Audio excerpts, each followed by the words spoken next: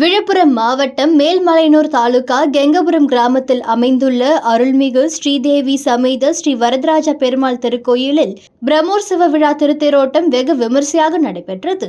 இதில் ஆயிரக்கணக்கான பக்தர்கள் கலந்து கொண்டு தேரை வடம் பிடித்து இழுத்தனர். மேலும் இந்த நிகழ்ச்சியில் முன்னாள் அமைச்சர் செஞ்சி மஸ்தான், எம்எல்ஏ உள்ளிட்ட 1000க்கும் மேற்பட்ட பக்தர்கள் கலந்து கொண்டு கோவிந்தா கோவிந்தா என்ற பக்தி கோஷத்துடன் தேரை வடம் பிடித்து இழுத்து சாமி தரிசனம் செய்தனர்.